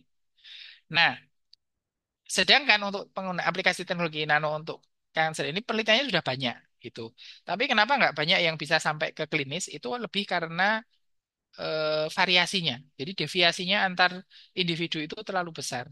Nah, ini kalau kita di farmasi itu kalau jelek-jelek sekalian itu nggak apa-apa gitu. Artinya gini, kalau kita di farmasi secara kualitas itu yang penting konsisten gitu. Jadi kita tahu dia yang jelek itu apanya, apa itu kelarutannya, apa permeability-nya gitu ya. Yang penting dia konsisten. Nah, masalahnya aplikasi nanoteknologi utamanya untuk kanker ini kenapa kok belum banyak yang kemudian bisa sampai ke klinis karena variabilitasnya ya. Jadi eh, deviasinya antar individu, antar kasus itu terlalu besar. Jadi kalau kayak gini kan terus kemudian lah gimana? Kita nggak bisa nih menentukan apa namanya seberapa banyak yang diberikan dan lain sebagainya. Nah, oleh karena itu maka itu tadi yang targeting pasif tadi juga belum gitu. Meskipun targeting pasif ini sebenarnya juga bisa menjadi alternatif ya kalau kita kayak kita ini loh, targeting pasif itu sebenarnya sesimpel kita puasa gitu. Kita puasa itu sel-sel yang paling tersiksa itu sel kanker. Kalau kalau seseorang yang punya kanker itu puasa, itu yang paling tersiksa sel kanker. Kenapa? Karena sel kanker itu yang paling rakus gitu. Karena sel yang lain, sel fungsional yang lain itu hanya berfungsi sebagaimana fungsinya dia gitu. Jadi dia kalau nggak perlu proliferasi, nggak perlu perbanyak diri, nggak perlu regenerasi, dia nggak melakukan itu gitu.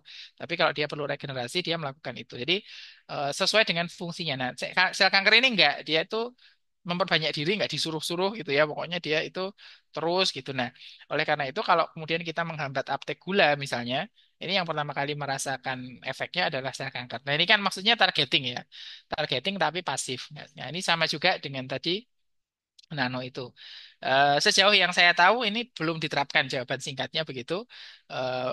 Lebih karena pada itu tadi. Jadi variasi antar individunya itu masih terlalu lebar begitu. Jadi data uji klinisnya jelek gitu. Kalau misalnya di uji klinis datanya jelek. Data jelek itu bisa dia tidak berefek atau dia berefek tapi nggak konsisten. Itu juga biasanya agak susah diterima gitu. Akhirnya ya sama aja gitu ya maksudnya. Dokternya aja yang menentukan gitu. Seperti itu. Semoga menjawab. Baik, terima kasih Pak Diat. Mungkin bagaimana? Oh, sudah ada tanggapan. Terima kasih Pak. Baik. Mungkin karena terbatasnya waktu pada kesempatan hari ini, mungkin bila teman-teman masih ada pertanyaan lagi nanti bisa ya Pak bertanya langsung ke Bapak gitu, karena pertanyaan cukup masih banyak ya Pak di bawah. Tapi karena terbatasnya waktu kita pada sore hari ini, yaitu sudah 17.33, mari kita akhiri acara kita pada sore hari ini. Namun sebelum acara ini berakhir, boleh untuk teman-teman mengaktifkan fitur kameranya karena kita akan ada sesi dokumentasi. Mungkin boleh ya ditunggu 5 detik ya, teman-teman. Boleh di on-kan kameranya. Kita foto bersama.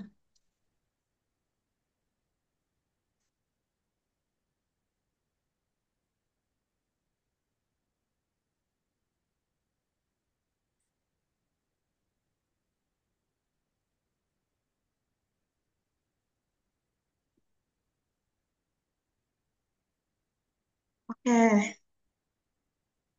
Nah, di sini ada terdapat dua layar. Saya hitung ya. Satu, dua, tiga. Oke, layar selanjutnya. Satu, dua, tiga. Oke. Baik, terima kasih Pak Adiat atas ilmu dan materinya yang sangat menarik sekali karena banyak sekali pertanyaan pada sore hari ini. Dan saya juga mewakili panitia dan juga teman-teman yang lain. Dari saya pribadi memohon maaf apabila ada salah kata, perkataan, atau penyebutan dalam webinar pada sore hari ini. Terima kasih Pak Adiat. Ya, sama-sama. Kalau apa ada yang mau materinya juga boleh nanti saya kasih lewat Mas Miftah.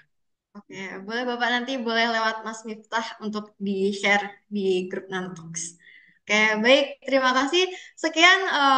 Sekian webinar pada sore hari ini. Kurang lebih ya mohon maaf. Wassalamualaikum warahmatullahi wabarakatuh. Waalaikumsalam warahmatullahi wabarakatuh. Terima kasih semuanya. Terima Terima kasih kasih, Mbak Tri. Pak. Ya, terima kasih, Pak. Makasih ya. Pasti Pak, keren banget. Terima kasih, Pak.